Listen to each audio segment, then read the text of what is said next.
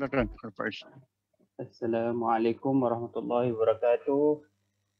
Jadi, Waalaikumsalam. alhamdulillah, bersyukur kita kehadrat Allah Subhanahu Wa Taala di atas limpah kurnia-Nya dapat kita bersama-sama lah pada malam ini.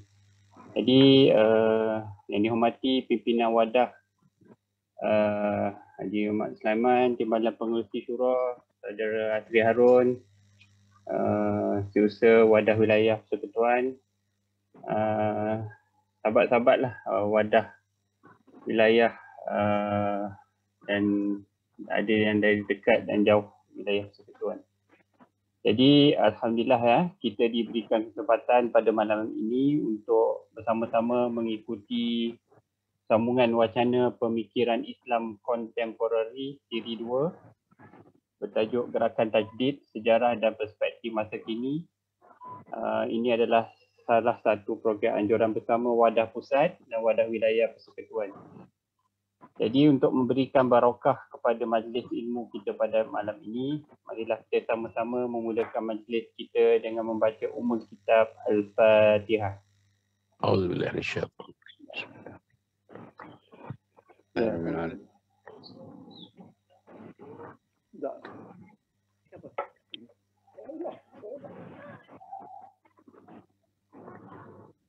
Jadi alhamdulillah bersama-sama kita pada malam ini ialah Fadil Ustaz Dr. Muhammad Kamil Haji Abdul Majid, ahli seumur hidup wadah dan pengerusi Yayasan Usuluddin Malaysia.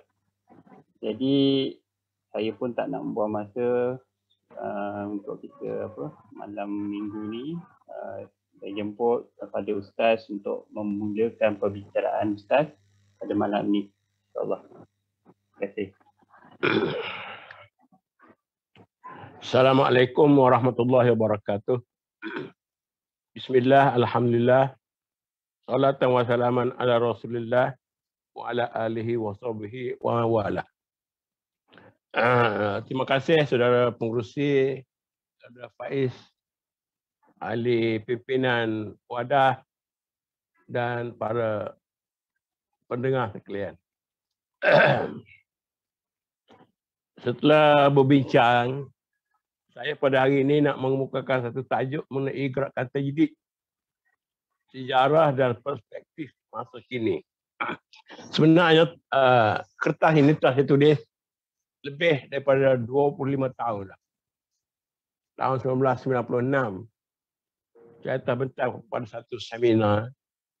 Tetapi sebenarnya, walaupun 20 tahun lebih, tapi saya rasa dia punya isi kandungan masih relevan untuk kita bincangkan. Cuma pasal kertas ni dia panjang, 23 halaman. Jadi Ana akan skip lah sebahagian mengenai sejarah dan kita akan pergi terus kepada apa yang ada pada hari ini lah. Walau bagaimanapun untuk makluman, kita kena bincang sedikit lah. Dari segi sejarah, tajdid ni sudah bermula daripada zaman para Khulafa' Rashidin, tetapi yang lebih menyelah ialah zaman Umar Ibn Abdul Aziz. Kerana tajdid ini dia mengikut keadaan semasa. Jadi kerana keadaan selepas bertukar daripada sistem Khulafa' Rashidin kepada sistem Khalifah Bani Umayyah, maka kita lihat jahiliyah itu sudah semakin kembali menguasai. Jadi pembaharuan atau tajdid mesti dikembalikan. Dan bila kita bincang soal tajdid, dia ada dalam sifat yang berbentuk fizikal, ada yang berbentuk iman, ada yang berbentuk amal. Tapi kehebatan Umar Abdul Aziz, sebab dalam masa hanya 2 tahun setengah, dia sudah dapat memperbaiki hal-hal yang teruk pada zaman itu, khususnya tentang perpecahan antara sunnah dengan syi'i. Dan bagaimana terkenal juga Umar Abdul Aziz dari segi pembangunan ekonomi, Sehingga pada zamannya tidak ada orang yang sanggup untuk menerima zakat. Kerana semua orang bersedia untuk memberi zakat. Nah, ini patut menjadi kajian lah. Kenapa dalam masa hanya 2 tahun setengah dia dapat menyelesaikan masalah itu. Sedangkan orang lain memerintah 20 tahun pun belum tentu lagi dapat menyelesaikan masalah.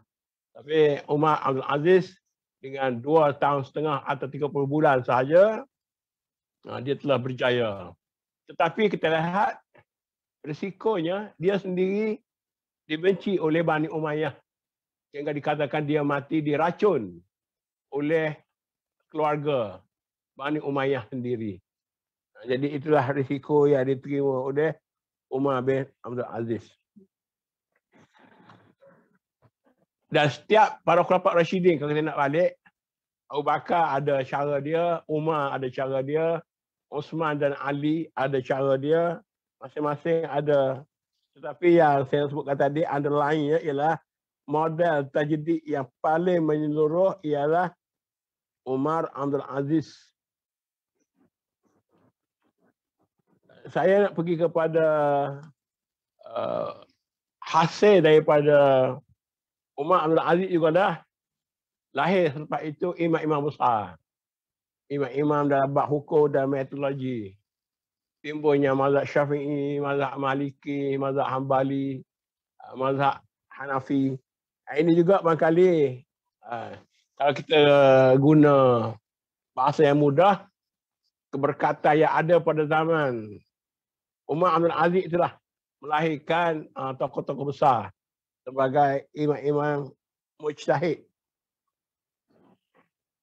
Dan selepas kita bincang tentang tokoh-tokoh besar dalam ijtihad para fuqaha, walaupun sebenarnya mazhab-mazhab fuqaha ni pada zaman itu dah sampai 16 mazhab, 20 mazhab.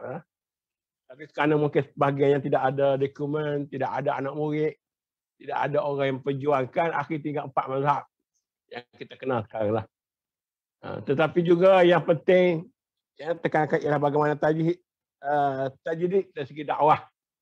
Dan bila kita sebut tajdid segi dakwah, maka para juru dakwah kita sebut sebagai wira islah, banyak meninggalkan kepada kita timbunan khazanah pemikiran dan pengalaman yang harus kita kaji. Mereka menyempurnakan amanah dengan permasalahan zaman dan lingkungan masing-masing.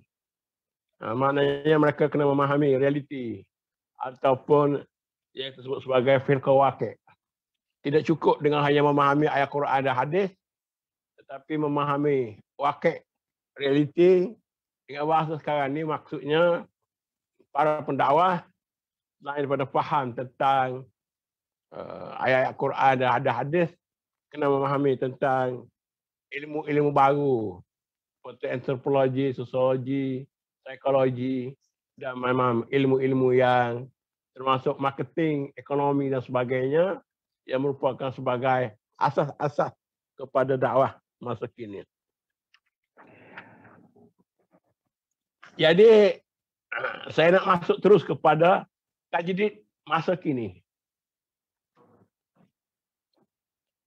Setelah kita mendengar lebih kurang tajdid yang berlaku pada zaman lampau, menghadapi berbagai aspek dan dimensi, menjangka zaman dan tempat, tajdid seperti zaman dahulu kala, ia menjadi lebih perlu pada zaman kini.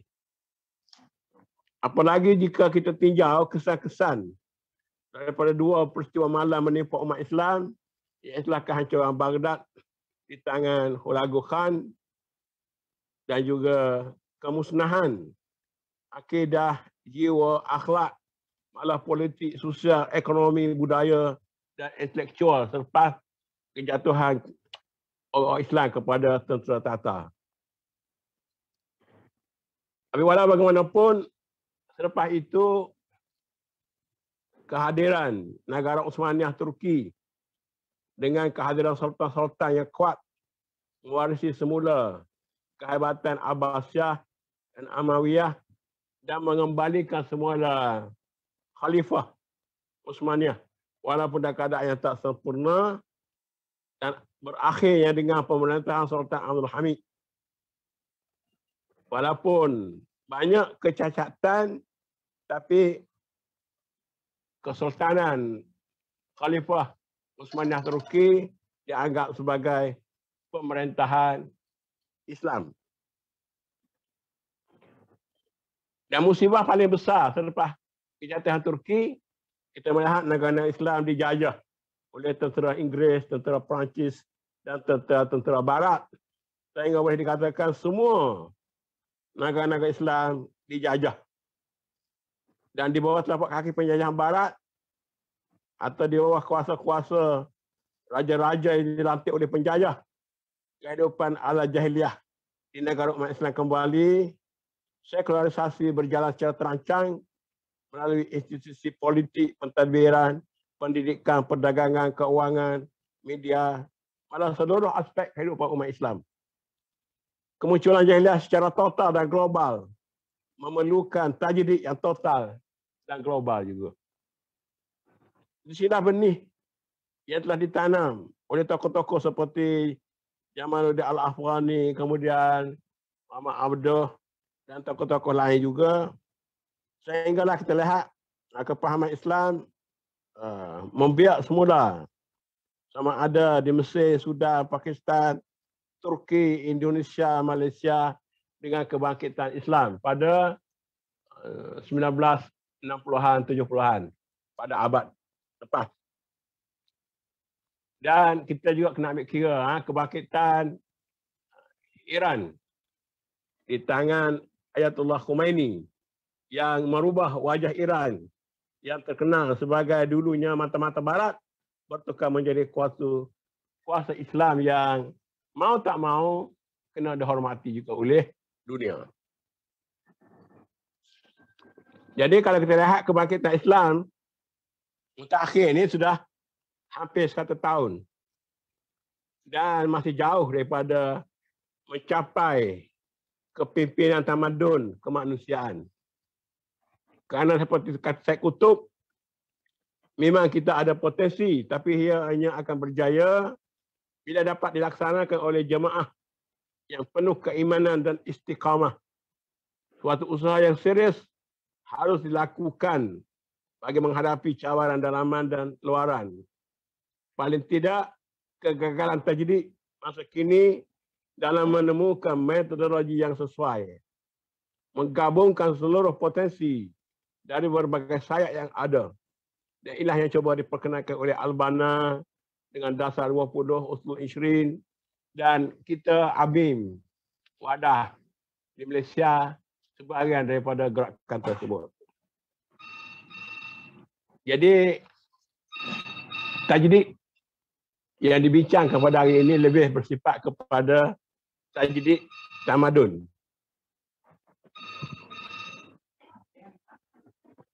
Sebenarnya di kalangan pemikir-pemikir yang baru, kita selalu dengarlah nama tokoh-tokoh seperti Malik bin Nabi, di mana Malik bin Nabi pernah sebut bila orang-orang Islam menyarungkan pakaian Eropah ke badan mereka sejak satu abad di kebanyakan negara umat Islam, bercakap dengan logat Inggeris, tapi mereka juga tidak maju seperti orang Barat. Tapi kita tengok berbeza dengan orang-orang Jepun yang sejak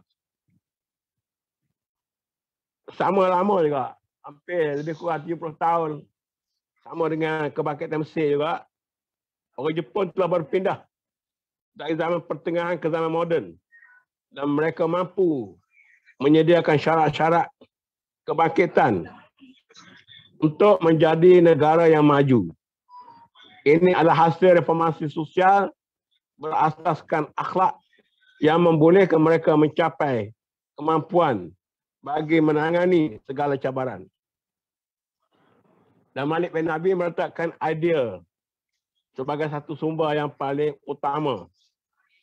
Justru itu, dalam 50 tahun, 60 tahun ini Jepun telah berjaya mencapai kejayaan. Sedang negara-negara umat Islam seperti Mesir dan sebagainya masih lemah ketika saya bercakap dengan seorang ahli political science pensyarah di Universiti Darul Ulum, Cairo University.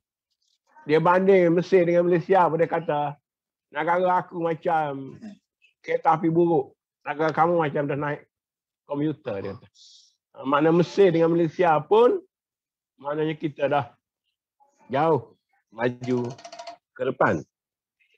Dan kalau kita balik kata-kata Malik bin Nabi, dan saya nak mencadangkanlah supaya Wadah mengkaji secara lebih mendalam lah pemikiran-pemikiran Malik bin Nabi, seorang engineer, seorang saintis yang ada latar belakang agama, memberikan harapan-harapan baru kepada dunia Islam untuk bangun tamadun. Sebab kata Malik bin Nabi, masalah orang Islam sekarang ni, idea kita bukan idea yang praktis. Sebab itu kita tengok, tiap-tiap minggu, umat Islam berkhutbah hari Jumaat. Tapi apa yang kita dapat amal daripada khutbah-khutbah yang disampaikan pada setiap minggu, di setiap masjid dan surau. Ucapan dan karya, tetapi kurang ada keberkesanan.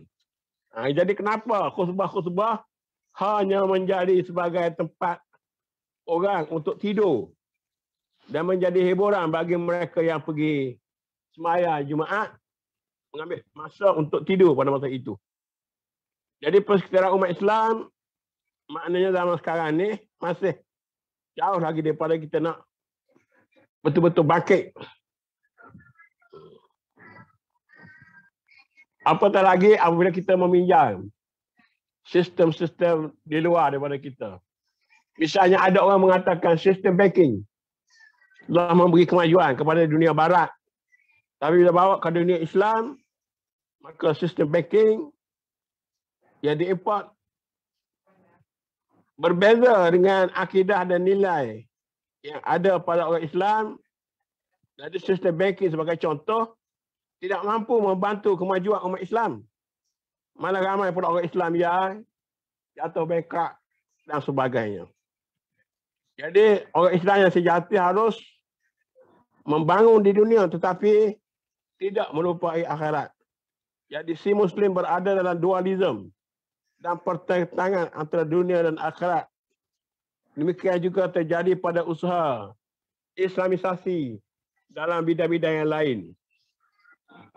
Bekas Rektor UIA, Abdul Hamid Abu Sulaiman menggambarkan sikap umat Islam menghadapi metodologi penyelesaian secara import bagai perkara penuntun yang tidak mempunyai peranan kecuali bersikap negatif dengan menjerit dan bertepuk tangan, bukan sebagai pelaku atau hero dalam negara mereka sendiri.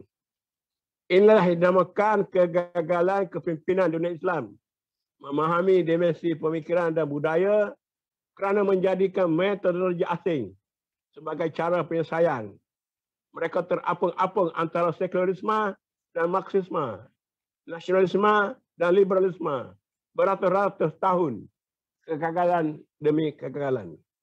Jadi tajdid masa kini adalah peranan gerakan Islam dan institusi-institusi Islam mengajak kepimpinan umat kembali kepada agama, akar umbi, sejarah dan dorongan Islam bagi menghadapi cabaran masa kini. Kegagalan juga mengalami umat Islam menjadikan metodologi klasik Islam yang tidak mengambil kira dimensi zaman, lingkungan dan perjalanan sejarah yang masih bernostalgia dengan cara hidup abad-abad zaman dulu. Ini ada juga dalam kalangan orang dakwah yang kita tahu. Nak balik naik kuda, nak naik balik unta, nak menggunakan kayu sugi, nak berjubah, nak menjilat jari dan sebagainya. Ini juga satu metodologi yang mungkin tersilap dalam menghadapi suasana masa ini. Jadi antara dua metod, sama ada barat atau klasik Islam, kita hanya ada satu pilihan, iaitu pemikiran Islam semasa yang kita ikutilah, yang kita belajar daripada tokoh seperti Haji Ahmad Afghani dengan isu-isu bagaimana selepas kita mencapai kemerdekaan, memastikan kita berpegang kepada prinsip Islam, tetapi pendekatan yang berubah mengikut keperluan zaman dan tempat. Dengan kata lain, metodologi Islam semasa menuntut kemampuan, pengalaman, teknikal dan ketepatan. Pendekatan yang memerlukan kepada penyelidikan dan analisa. Semua ini berasal dari kaedah saintifik Islam, memastikan ilmu terhadap fitrah dan tabiat di samping kaedah pengalaman terhadap realiti, problem, kemampuan dengan kesyumulan teori dan amali. Dan saya teringat kata-kata Iqbal yang menyalahkan kita umat Islam tidak mampu untuk menguasai alam tabi'i. Dan kita lari daripada alam tabi'i. Dalam bidang tasawuf misalnya, berpegang kepada tasawuf Parsi dengan wahdatul wujud dan sebagainya. Ini isu-isu yang besar. Jadi akhir sekali saya nak sebut, Abdul Hamid Abu Sulaiman mencadangkan dalam buku dia Krisis Pemikiran Islam, mencadangkan kesepaduan pembelajaran aspek rohani dan nilai dengan aspek teknikal dan amali dalam kesemua peringkat. Falsafah Islam semestinya menjadi teras dalam setiap bidang pengetahuan, khususnya sains sosial dan sains kemanusiaan. Dan kita pun sebenarnya menunggu apa hasil daripada islamisasi ilmu yang dijalankan di Universiti Islam Antarabangsa sebagai satu pengalaman baru kepada dunia Islam selepas tahun 1970-an. Di sinilah sepatutnya tajdid islah dan kepimpinan tamadun masa kini dengan dua tonggak yang kukuh iaitu iman dan pemikiran. Mana tajdid sepanjang sejarah mempersaksikan akidah Islam yang murni, lagi membina dan ketinggian pemikiran yang berkesan telah menjayakan sehingga dapat memutuskan saluran perdagangan Quraisy pada zaman dahulu. Lebih daripada itu, unsur yang menjayakan kekuatan orang Islam mengalahkan Rom dan Parsi melalui kaedah siasah yang peraturan-peraturan Islam. Dan masjid didirikan menjadi pusat pendidikan, pengajaran dan penyebaran ilmu yang akhirnya melahirkan tokoh-tokoh besar Islam. Jadi sebagai kesimpulan saya nak sebut, meninjau tajdid sepanjang sejarah dan perspektif masa kini, umat Islam mesti memahami kaedah syariat, memahami realiti semasa dan bagaimana aplikasi nas dan ijtihad kepada suasana semasa. Ia bergantung kepada kejayaan memobilisasikan seluruh potensi dengan mengurangkan perbezaan pendapat atau mengurangkan kerana remeh-temeh di antara pendukung-pendukung Islam dari semua sayap. Malah mengenal pasti mengenepikan ego diri yang banyak menuding kelemahan kepada orang lain dengan memiliki cermin menilai diri sendiri. Kebangkitan Islam tidak akan mencapai kejayaan hanya dengan retorik kosong yang menyedapkan telinga mendengar, tapi harus turun ke lapangan, merawati penyakit sosial, menghapus kejahilan dan kemiskinan hidup. Malah mampu menghadapi aktiviti kumpulan dan pertubuhan yang kononnya bergerak atas nama kemanusiaan dan kebajikan, tetapi tujuan mereka merubah identiti umat dan akidah mereka. Pembaruan ekonomi harus berusaha membebas umat dibelenggu sistem riba dan eksploitasi pemodal. Tajdid politik memerlukan penerusan jihad siasi, membebas bumi Islam dari cengkaman kuasa kufar. Adapun tajdid dakwah menyebarkan fikrah yang tepat dengan segala syumul dan wasatiyah tanpa mengenempikan wasilah termoden dan teknik tercanggih. Hinggakan tasawur Islam benar-benar jelas dari segi idea dan praktis di kalangan kaum muslimin dan difahami oleh kaum bukan Islam, terus jika diperjelaskan fahaman yang salah, fatwa yang remeh, malah mampu mewujudkan fik baru yang berasaskan realiti semasa. Itu disebut fik Asia Tenggara dalam konteks kita. Tajdid amali masa kini tentunya tidak semudah fikrah semata-mata. Maududi dikecam hebat bila menyokong Fatimah Jinnah berdepan dengan rejim Ayub Khan. Hasan Turabi mendapat kecaman keras sekala memasuki sosialis pimpinan Jafar Numeri, apalagi setelah menerima jawatan rasmi. Malah keadaan yang sama berlaku pada gerakan Islam di Syria bila mengambil keputusan kerjasama dengan golongan non-Islamik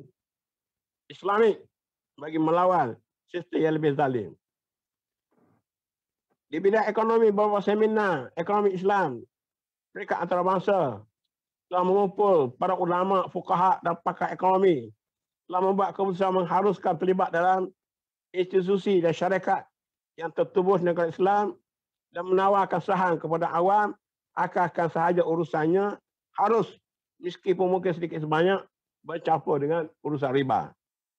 Sedangkan satu pihak lain lebih suka menjawab tidak dan haram atas segala perkara yang memerlukan pemikiran mendalam dan ijtihad. Apalagi terdapat kalangan kumpulan Islam yang lebih menekankan hal-hal yang remeh-temeh dalam semua perkara. Malah umat Islam lebih selesa menunggu Imam Mahdi daripada Mujaddid yang kita tunggu-tunggukan. Padahal Imam Mahdi palsu telah ramai datang dan banyak membawa perpecahan atau pertumpahan darah. Justru itu, sebelum tajdid benar-benar terlaksana, umat Islam memerlukan bank-bank maklumat tentang orang-orang lain dan tentang diri mereka sendiri. Institusi dan gerakan Islam terlebih dahulu mesti berada dalam kekinian dan bukan berangan-angan mak jenin. Harapan dan cita-cita tanpa infrastruktur yang cukup adalah tidak lebih daripada membina istana di atas air. Di sinilah peranan institusi pengajian tinggi Islam harus hidup dalam alam realiti, bukannya dalam kabus dan jerubu kebekuan.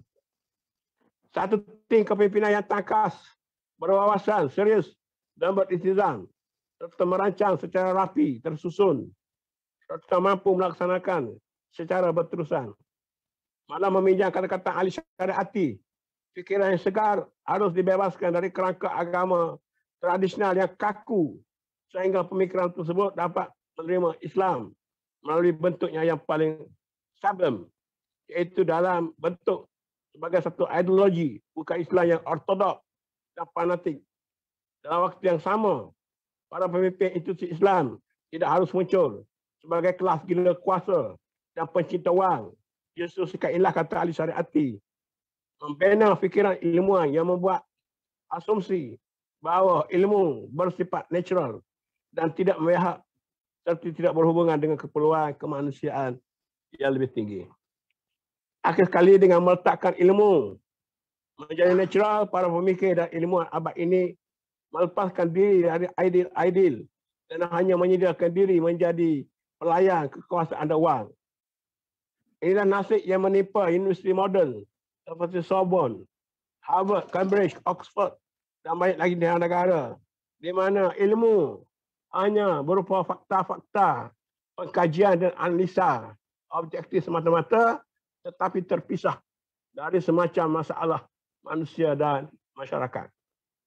Selagi ilmu hanya sekadar analisa ilmiah yang dianggap bersifat natural, ilmu hilang keyakinan dan tanggungjawab untuk ideal. Malah selagi para ilmuwan kehilangan kesedaran ilmiah yang sejati dan tanggungjawab sosial, justru itu tajdid tidak akan berlaku. Dengan arti kata lain, gerakan tajdid tidak akan berlaku di tangan ilmuwan yang sanggup menjual diri dengan harga yang murah atau sekadar membicarakan soal upah yang tinggi dan kemewahan kerana mereka hanya menjadi pelayan bagi tuannya. Hanya para intelektual, mahasiswa, pelajar, guru, profesor dan cerdik pandai yang mengabdikan diri pada tujuan-tujuan ideologi akan mampu memimpin gerakan progresif dan sejarah dan menyedarkan umat terhadap kenyataan kehidupan. Tajdid bukanlah bermula dari Menara Gading, tapi dari tengah-tengah rakyat jelata, dari satu gerakan ideologi. Tajdid akan bangkit dari mereka yang dapat menyedarkan fikiran yang tumpul, membangkitkan semangat yang mati, malah menggerak agama yang sudah menjadi tradisi kepada agama yang mempunyai jiwa, peranan para terpelajar boleh menjadi titik awal yang paling efektif, tetapi orang awam yang dapat mewujudkannya dalam tindakan. Mudah-mudahan ABIM, Wadah dan Gerakan Islam di Malaysia akan mengepalai gerakan seperti ini. Sekian, wabillahi taufiq wal hidayah. Wassalamualaikum warahmatullahi wabarakatuh. Jazakallah Ustaz. Jadi saya buka lah kepada hadirat. Kalau ada apa-apa soalan, pandangan, tambahan terhadap apa yang disampaikan oleh kepada Ustaz tadi, bolehlah kemukakan, insyaAllah. Assalamualaikum warahmatullahi wabarakatuh. Waalaikumsalam. Saudara moderator Saudara Khairul dan Ustaz Kamil, pertama sekali lagi terima kasih kepada Ustaz kerana telah memberi penerangan dan juga sejarah bagaimana tajdid ini berkembang dalam pemikiran Islam. Dan saya setuju bahawa mungkin selepas ni kita ambil topik baru. Dia tadi Ustaz cadangkan supaya mengambil topik Malik bin Nabi. Kerana Malik bin Nabi tokoh yang dalam abad ke-19 20 yang banyak memberi rangsangan untuk berfikir dalam keadaan semasa. Tadi ada Ustaz menyebut bahawa tajdid ini harus holistik, total, kerana ia melibatkan banyak bidang. Ekonomi, pentadbiran, kewangan, hukum sebagainya. Dan sebelum ini kita lihat bahawa tokoh-tokoh tajdid ini dalam bentuk individu yang hebat dengan fikirannya. Namun begitu oleh kerana keadaan hari ini, perkara baru, mungkin memerlukan satu kumpulan daripada satu individu kepada kumpulan tertentu, organisasi yang menajui gerakan tajdid ini. Kerana dalam kumpulan ini mereka mungkin banyak bidang-bidang disiplin yang boleh digarap bersama supaya mendapat satu idea yang lebih menyeluruh. Bagaimana itu anda rasa lebih nampak menjurus ke arah itu. Itu satu pandangan. Keduanya dari segi pemikiran hukum, jurisprudence, Datuk Ustaz. Itu juga satu bidang yang harus diteruskan. Kalau kita lihat di Malaysia ini, almarhum ataupun arwah Ahmad Ibrahim telah banyak memberi sumbangan dalam pemikiran baru jurisprudence Islam. Ya. Bahkan melalui Ahmad Ibrahim telah banyak pertukaran dalam kita punya perlembagaan, terutama dalam artikel 1211A yang memberi kuasa kepada mahkamah syariah dan sebagainya. Jadi penerusan kepada aktiviti ini ataupun gerakan ini nampak berkurangan. Jadi ini berlakulah apa yang berlaku minggu lepas. Ustaz mungkin singgung sikit bagaimana penghakisan mahkamah syariah di Malaysia ni. Nampaknya mahkamah civil upper hand telah banyak menghakis peranan mahkamah syariah. Jadi itu mungkin minta Ustaz pandangan sikit. Terima kasih.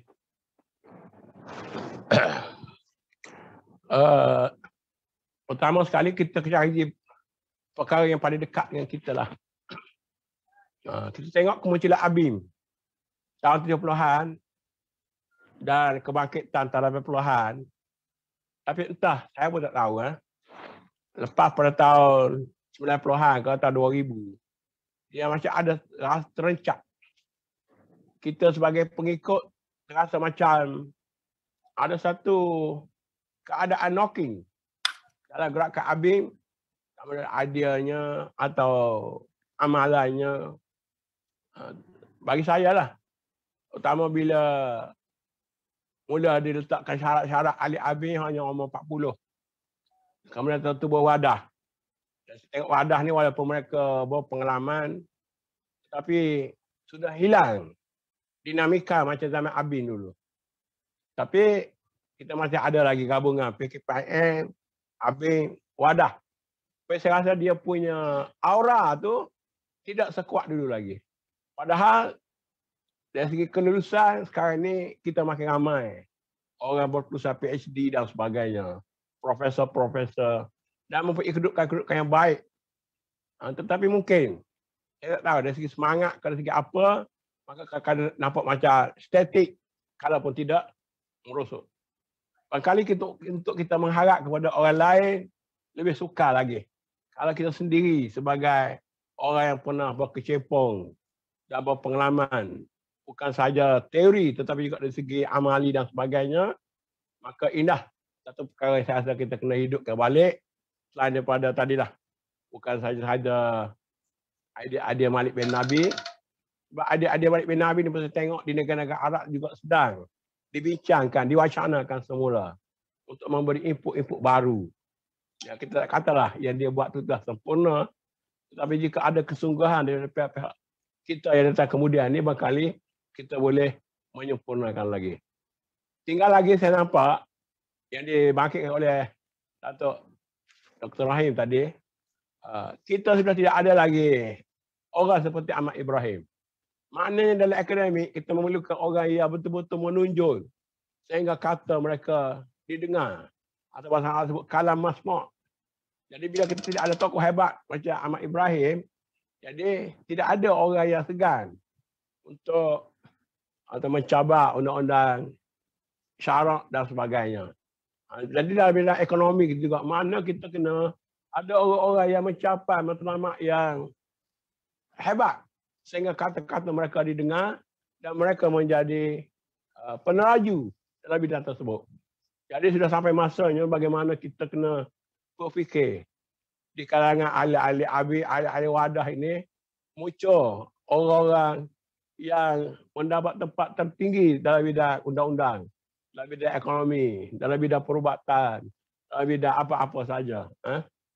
Sehingga ni pun kita tengok masa COVID ni pun kita masih lagi menunggu ubat-ubat dari China, dari negara-negara bukan Islam.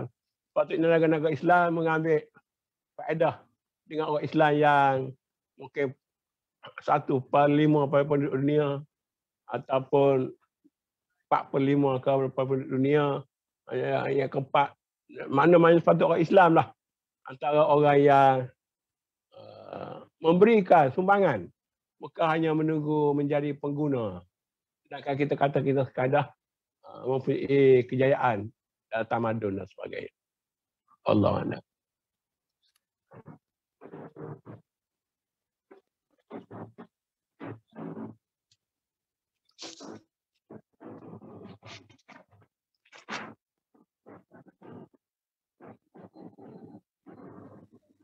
Ada lagi soalan? Dalam chat ada tu Faiz.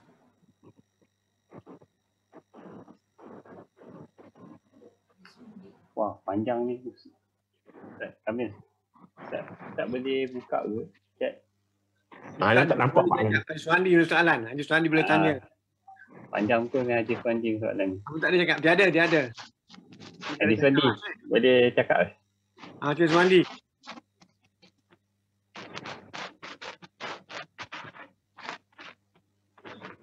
Ustaz, Tajidil Islam.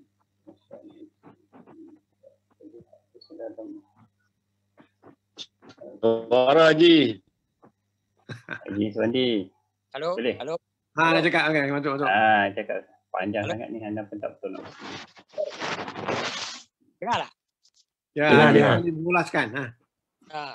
Okay.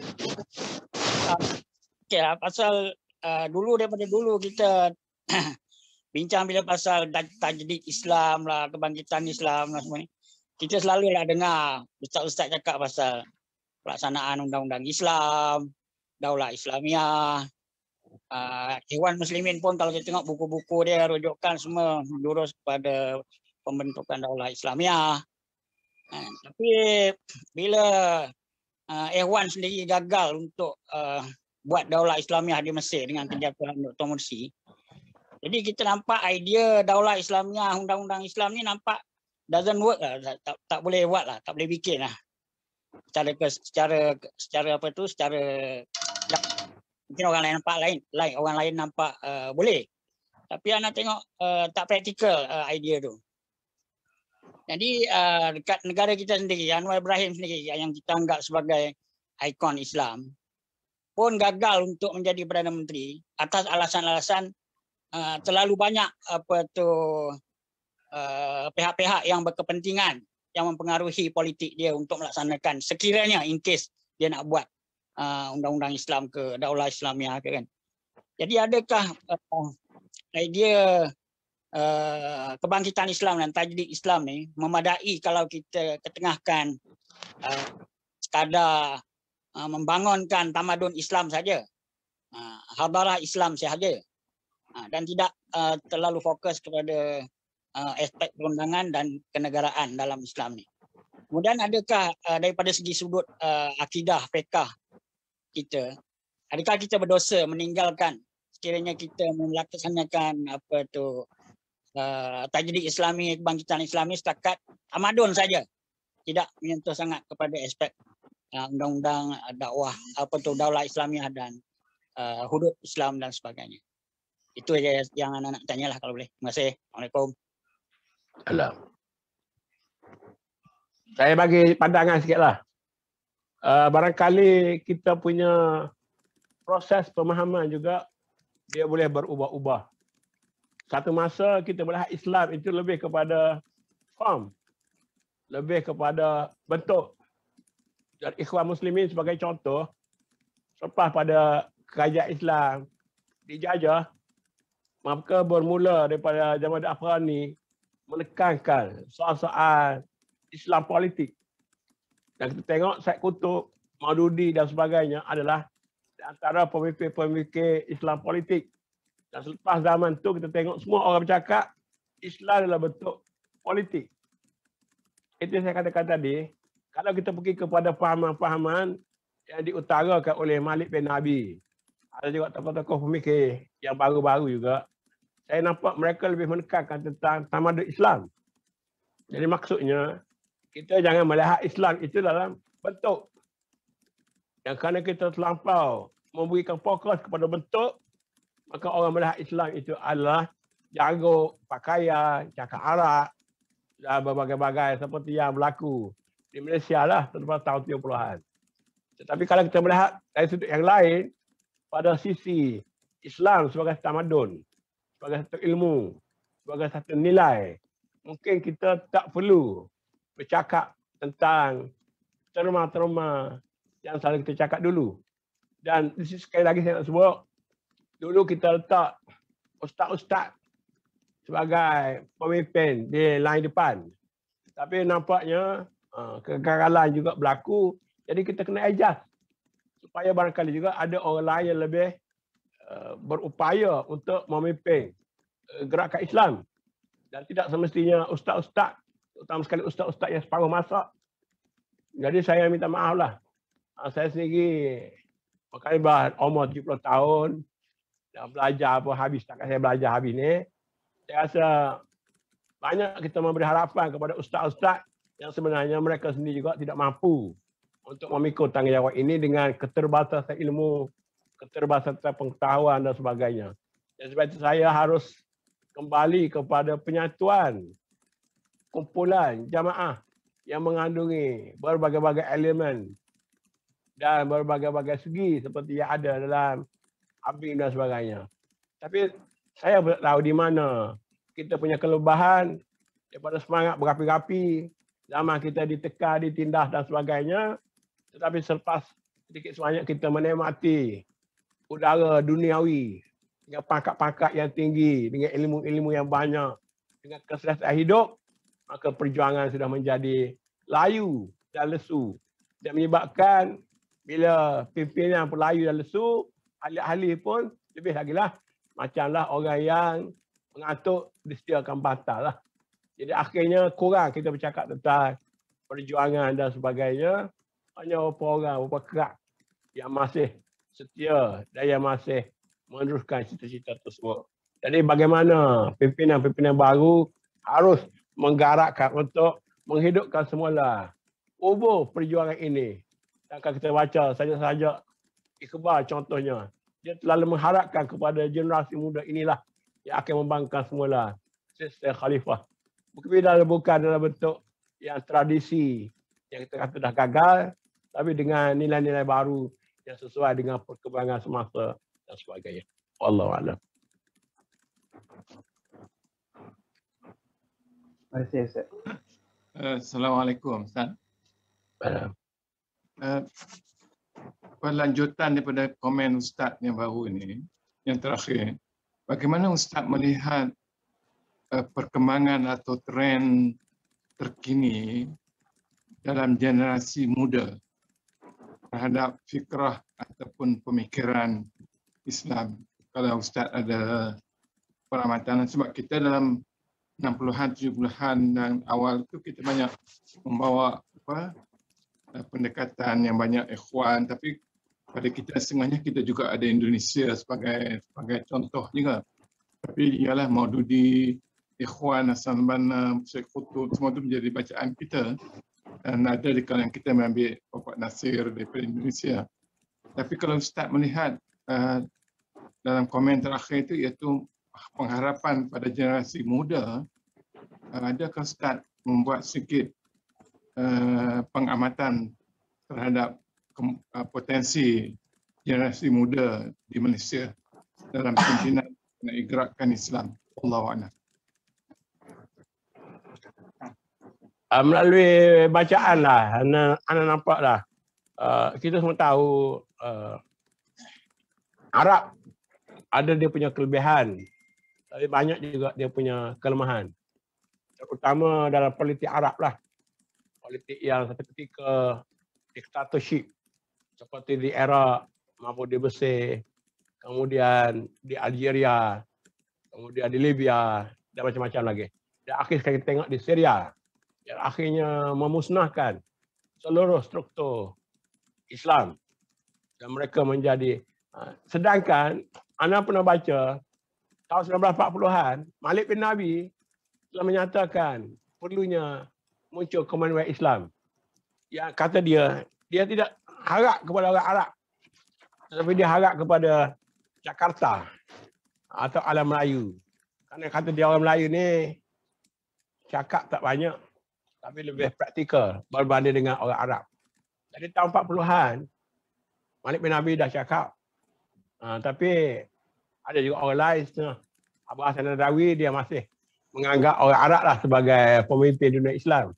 Walau apapun, maknanya secara tradisi, secara budaya, kita tidak boleh menepikan dan mengabaikan kekuatan alam Melayu, terutama Indonesia, Malaysia dan alam di sebelah Asia Tenggara. Jadi kalau orang Arab nak buat cara dia buatlah. Tapi kita di alam Melayu, saya patut mengerak langkah lebih maju ke hadapan dan kita ada potensi-potensi yang lebih hebat, utama segi akhlak, adab dan sebagainya. Saya ingat orang-orang alam Melayu ni barangkali mungkin lebih baik praktikal daripada orang Arab sendiri.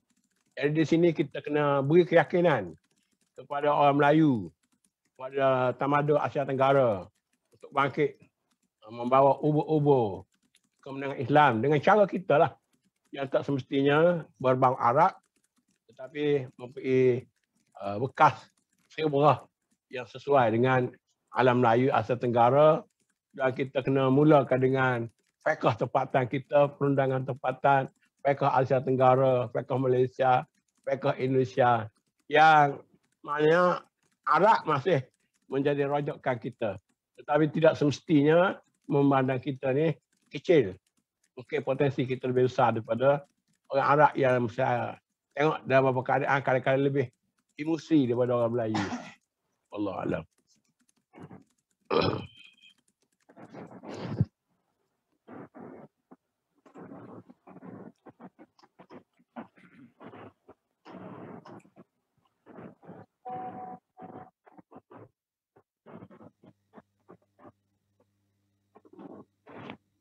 Ustaz, dalam konteks Malaysia ni untuk tajdid, apa keutamaan yang kita patut buat?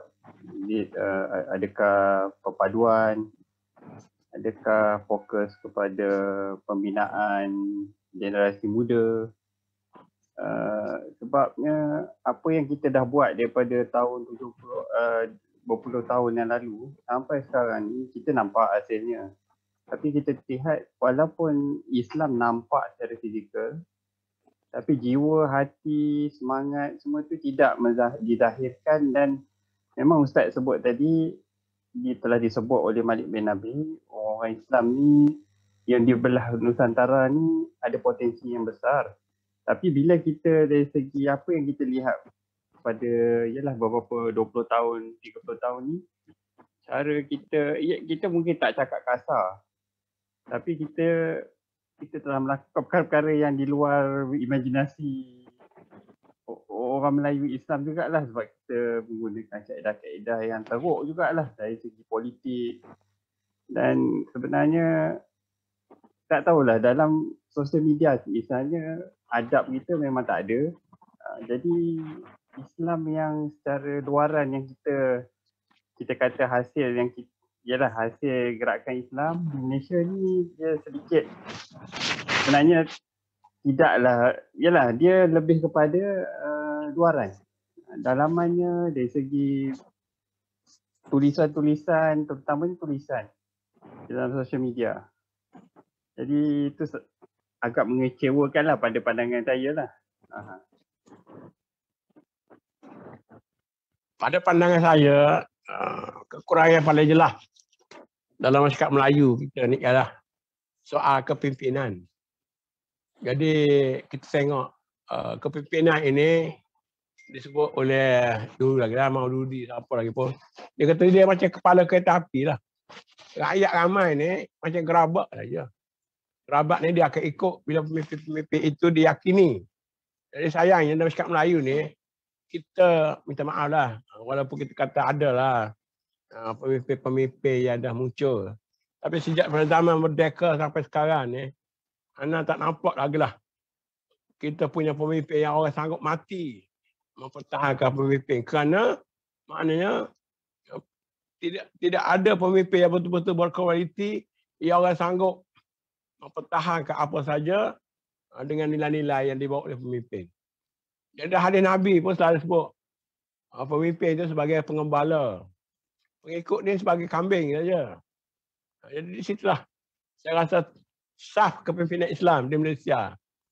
Satu masa dulu, zaman ulama dulu, dia ulama-ulama macam kata macam Tok Penali, Syekh Tahir Jaludin dan sebagainya. Mereka dah bawa reformasi secara zaman mereka. Dan mereka berjaya setakat mereka lah. Kemudian mari selepas merdeka ni, memang tidak sekukuh itu juga. Jadi kita mungkinlah kita tak tahu di mana kita punya kesilapan, tapi nampak dia macam Melayu belum dapat melahirkan, macam Indonesia lahir Pak Nasir pun tak dapat mungkin. Walaupun dia sebut tentang Anwar Ibrahim dan sebagainya. Tapi maknanya masing-masing orang ada kekuatan, masing-masing ada kelemahan. Tapi dalam bentuk satu amal jama'i, kepimpinan jama'i yang dapat dihasilkan, misalnya oleh Abim, misal. Itu tidak begitu jelas juga. Jadi orang nampak atas peribadi. Peribadi Anwar, peribadi Siti Fadil, peribadi Makna Manuti. Tapi tidak merupakan satu kepimpinan yang berbentuk jama'i yang orang kata orang ramai yang sanggup bergadai, bergolak dan sanggup mengenepi apa saja untuk mengangkat pemimpin-pemimpin yang mereka hormati dan mereka reda untuk jadi pemimpin mereka. Allah. Assalamualaikum Ustaz. Brother Khairul, boleh soalan satu Boleh. Ustaz sebut soal Commonwealth Islam ataupun Pan-Islamism yang disebut oleh Malik bin Nabi tadi tu. Jadi untuk nak mendapatkan Pan-Islamism ataupun Commonwealth Islam, peringkat antarabangsa, kita dah ada OIC dan sebagainya, terbukti OIC lah setakat ini. Tapi kita kembali ke negara kita Malaysia lah. Pan-Islamism in bracket Malaysia. Rasanya kalau boleh kita bukakan di situ, kan? Misalnya di Malaysia ni kita ada gerombolan ataupun jamaah gerakan Islam yang agak berbagai-bagai juga.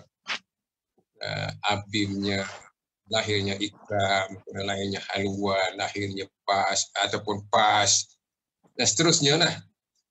Ana sebut juga dulu dalam satu session yang bersama Ustaz juga, kalau tak silap lah. Kalau boleh ini nama-nama yang anda sebutkan tadi dulu tu. Kita pen Islamkan dalam bracket Malaysia tu Ustaz. Jadi sekarang ni apa yang Habib sebut, orang lain bantah. Misal, contoh, PAS tak setuju dengan Nabi, Habib tak setuju dengan PAS. Juga satu lagi tu Isma dengan pembawaan masing-masing.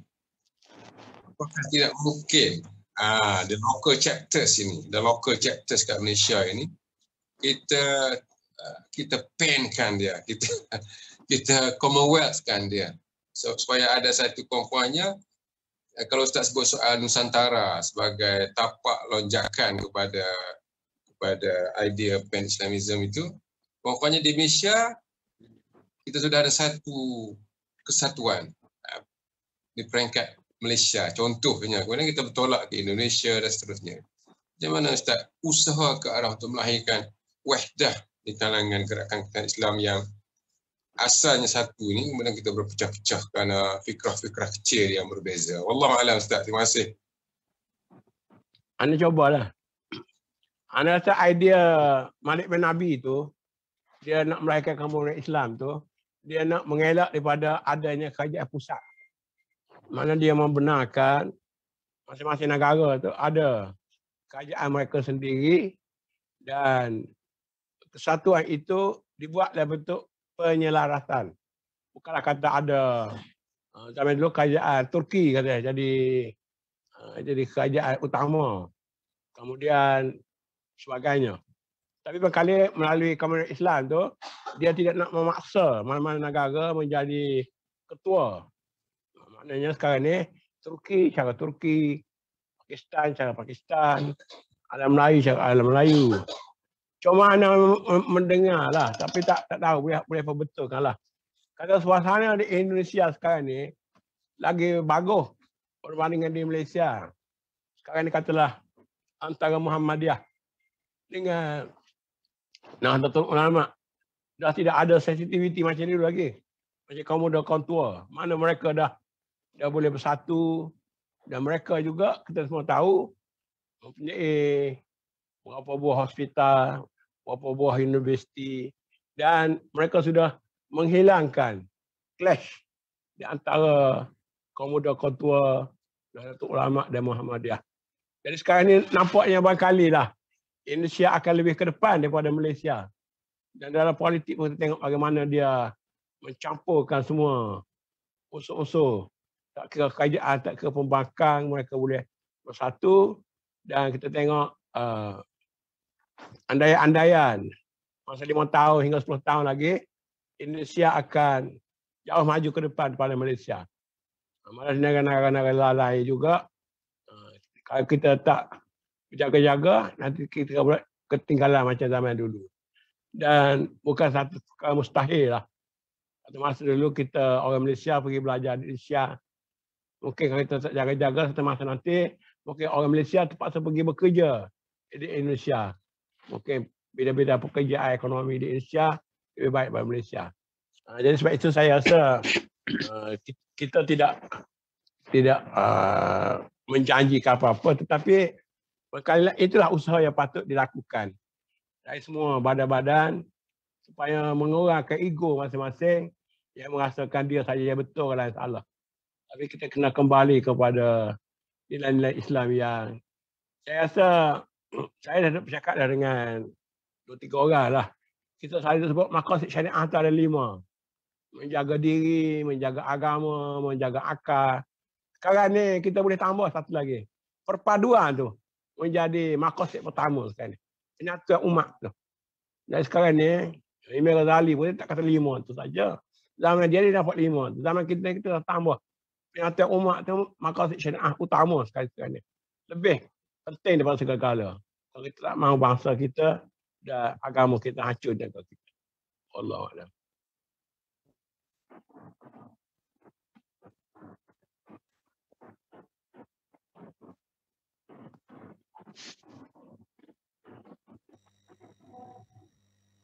Jadi kalau maknanya usaha-usaha itu tu boleh digerakkan lah daripada sekarang rasa Ustaz. Dia siapa nak mulakan kan.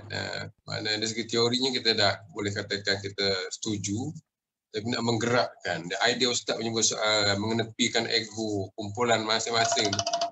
Satu daripada prasyarat pada ke arah itu, insya-Allah saya rasa. So kita harap gerakan itu berjalan, insya-Allah Ustaz. Assalamualaikum. Waalaikumsalam.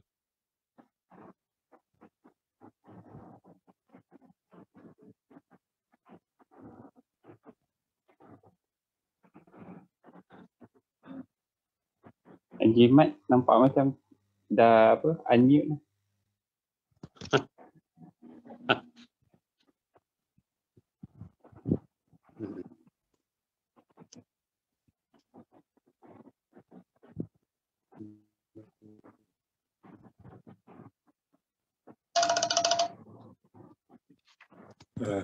YDP. Assalamualaikum.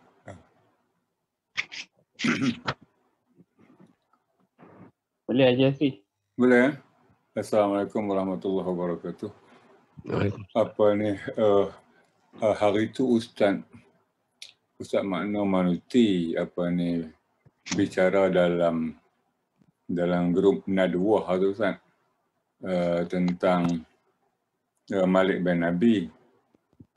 Kemudian ada susulan pula oleh Wadah Perak. Tapi saya tak follow lah yang Wadah Perak tu, tapi yang Ustaz Makno Manuti sebut di sini ni dalam grup apa ni Nadwah ilmuwan ni,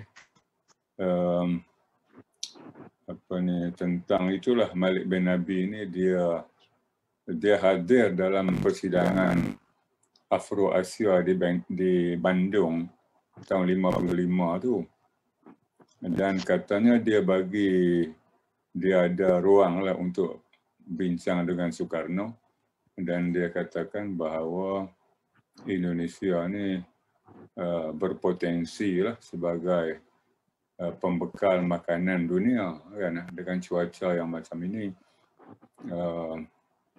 Tapi sebagaimana yang kita tahu lah, pergolakan politik zaman itu tak memungkinkan Soekarno bagi perhatian lah kepada perkara ini. Jadi apa ni ada pemberontakan daripada apa ni bahagian-bahagian tertentu dalam Indonesia tu. Lepas tu pihak komunis nak berebut kuasa, jadi tak mungkinlah benda tu boleh dilakukan. Kemudian bila Orde Baru datang pula, dia terlalu menekankan aspek apa ni pembangunan, aspek industri dan sebagainya lah. Masa itu paradigmanya macam itu, paradigmanya kepada industri lah dan bukan kepada pertanian ni. Jadi tak tahulah, mungkin sekarang lah kot saya tengok macam Jokowi ni dia bersungguh jugalah nampaknya menggerakkan Indonesia ke arah pertanian tu. Apa ni kalau jadi kita ingat bagus jugalah, apa ni sekurang-kurangnya ada kemajuan daripada gagasan masa lalu yang hanya boleh dilaksanakan di masa kini. Apa ni tapi itulah apa ni tentang kalau kita macam mana Ustaz kata tadi ni, dari segi pemikiran pula apa ni pengalaman Indonesia ni rasanya lebih apa ni pengalaman dari segi pelbagai aliran di sana itu rasanya dari segi kematangan tu sudah capai lah. Apa ni saya rasa lah dah capai, jadi mereka boleh lebih mudah apa ni berbeza lah, tetapi tak macam kita. Jadi boleh jadi saya rasa potensi masa depan tu baik juga di sana, tetapi mereka kena menghadapi jugalah masalah terorisme dan sebagainya yang dituduh kepada umat ni masih nampaknya masih macam itu jugalah. Kalau zaman Orde Baru ni umat Islam ni dianiaya, zaman sekarang pun nampaknya taklah kurang juga kan, kuranglah sikit, tapi apa ni masih juga apa ni beban umat masih diletakkan sebagai pihak yang tersangka lah kan. Kalau jadi apa-apa masalah di sana tu. Sedikit komen saya lah, tak tahu mungkin ada orang nak respon ke ataupun Ustaz sering nak respon.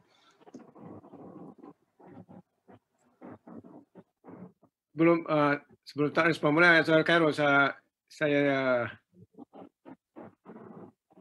Boleh. sekejap, Khairul. Ya, boleh. Okey. Berkenaan dengan peranan Indonesia, ada banyak juga analis geopolitik telah mencadangkan bahawa Indonesia mempunyai masa depan yang agak baik.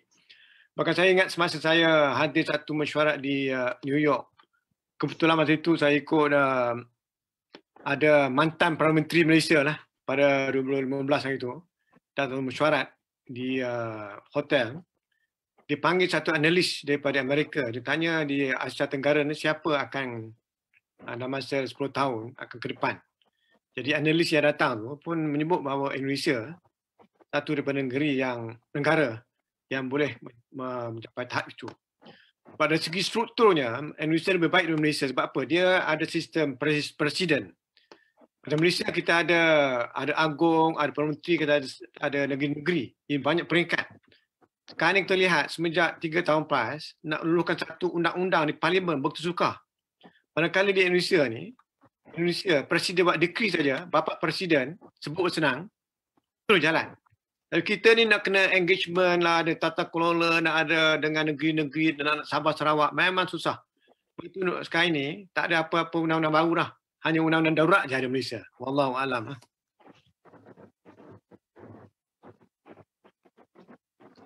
Ada satu perkataan saja. Waktu almarhum Pak Jabir ada di Mesir tahun 2008 ke 2008 ke 2006. Ana pergi jalan rumah dia. Jadi pada masa tu dia juga telah memberi harapan yang tinggi kepada Indonesia. Dan pada dia macam Indonesia dengan Malaysia ni, Malaysia juga banyak kelebihan-kelebihan yang patut kita juga boleh berkongsi dengan orang Indonesia. Terutama kemasukan rakyat Indonesia untuk menjadi warga negara Malaysia. Jadi maknanya kita tak boleh nak tengok sangat dalam bentuk kewarganegaraan sepik lah. Jadi kita kena balik bangkali zaman dulu pun kita tengok alam Melayu ni ramai orang zaman dulu lah. Indonesia, Malaysia, petani ni dia pergi mari macam sebuah negeri lah. Tak ada visa, tak ada pasport apa zaman dulu kan. Jadi barangkali tak tahulah adakah boleh berjalan lagi benda-benda yang begitu. Maknanya kena perkara yang dipikir semula lah untuk kita bangkit sebagai satu zon yang baik untuk perkembangan Islam bagi masyarakat di Asia Tenggara. Allah. Ana nak bina di atas pandangan Ustaz tadi. Ana bila lihat baru ni membicarakan bahawa Indonesia sebagai kalau ikut trend pun akan jadi satu lagi economic force baru selain daripada India, Indonesia juga satu lagi. Jadi Ana ada bagi komen beberapa kawan sahabat dalam business punya group bahawa kita fikir soal strategic alliance atau kerjasama strategik antara Malaysia, Indonesia dan juga sahabat-sahabat Singapura yang Muslim lah. Jadi Ana setuju dengan Ustaz yang komen tadi bahawa kita perlu memikir Nusantara sebagai satu saling kita panggil komplement atau saling mengimbangi, saling mengukuh. Ana rasa itu mungkin satu pendekatan yang perlu difikirkan dalam kaedah dalam niaga pun kita bincang soal strategic alliance, mana membina tiap-tiap tu ada kekuatan masing-masing dan mengambil kekuatan untuk membina daripada melihat kelemahan. Jadi rasa dan setiap gerakan Islam di Indonesia, Malaysia, Singapura, Thailand katakan kita setiap satu ada beberapa kelebihan dan kalau kita manfaatkan kerana kita satu rumpun mungkin itu kena bina balik tak itu saling pengukuhan sebab dengan teknologi yang ada sekarang ni kita boleh buat. Wallahualam, yang fikir mungkin kena fikir begitu sebab tiap-tiap negara sendiri ada kekangan. Macam Malaysia kita ada kekangan struktur demokrasi kita tu menyebabkan kesukaran bekerja cross.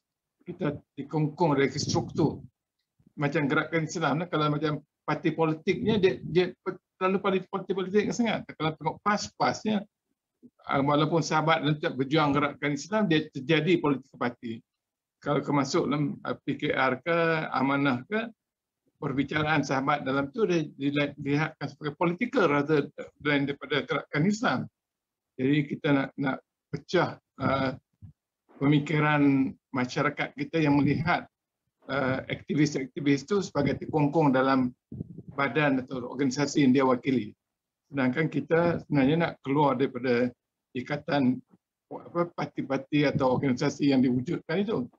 Jadi saya rasa mungkin complementariness ataupun mungkin konsep ke arah apa yang kita bincang tadi itu gerakan iaitu melihat saling bina, saling interdependence ataupun pergantungan dari segi Nusantara. Wallahualam, sikit-sikit pandangan setelah melihat komen Ustaz tadi lah. Sebab kita pun di Malaysia, rasa di gerakan kita ABIM khususnya banyak belajar juga daripada pengalaman Indonesia. Jadi anda pun berkesan bahawa pengalaman Indonesia itu agak penting. Kita tidak hanya terikut dengan Ikhwan ataupun Jamaah Pakistan, walaupun kita baca buku itu dalam 70-an. Anda ingat lagi Cik Maududinya, Syed Qutub, Hikmah Salbana, tapi Anda juga tertarik dengan tulisan fiqh dakwahnya, dengan kita panggil tulisan Indonesia, hamkanya, itu agak lunak dan lagi mendekati masyarakat kita. Wallahualam, hanya sekadar pandangannya. Wallahualam.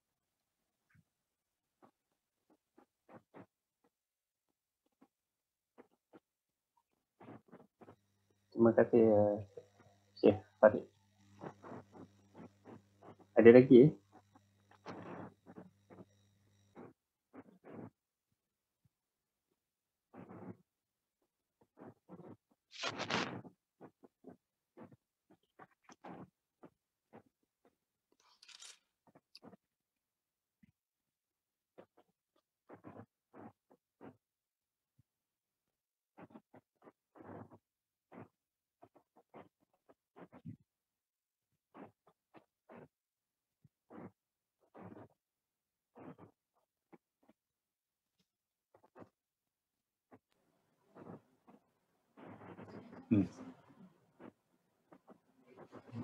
Boleh rumus juga apa ni?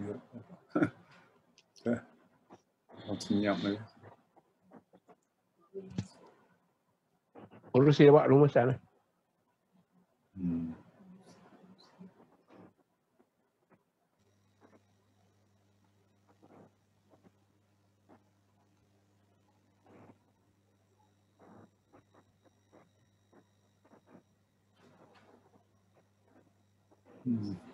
Moderator lah buat rumusan, moderator. Ustaz Kamil boleh bagi last word lah. Last word Ustaz. Apa kita punya ibrah, apa dia perbincangan malam ni? Jadi saya rasa banyak idea-idea ni. Kali kita juga dalam bincang tentang gerakan Islam ni, banyak terikat juga dengan pandangan-pandangan tahun 70-an, 80-an. Sedangkan perkembangan-perkembangan mutakhir juga 90-an, tahun 2000 dan sebagainya.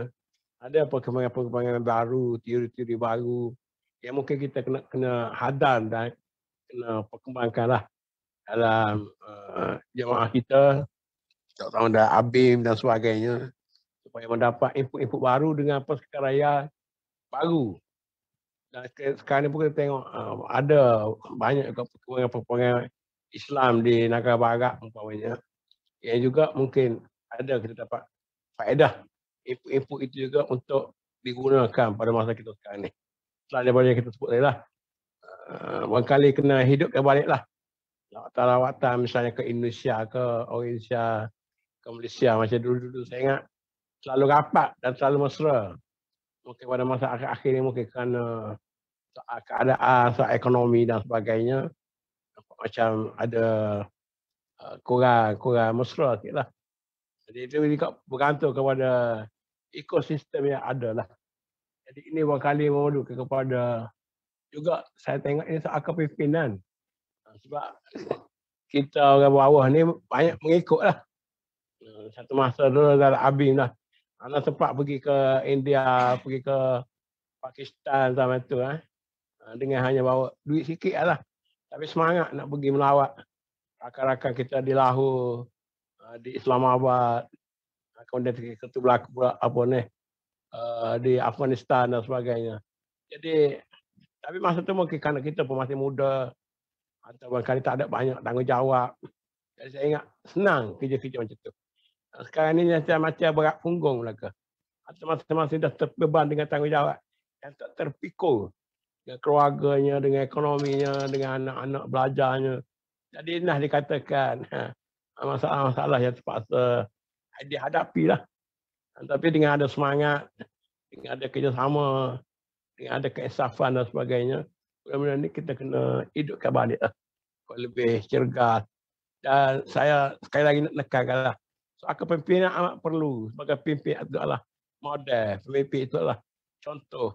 Jadi kalau pemimpin tak dapat contoh teladan yang baik, ataupun berhenti di situ saja, maka kita akan jadi macam tersangkut lah.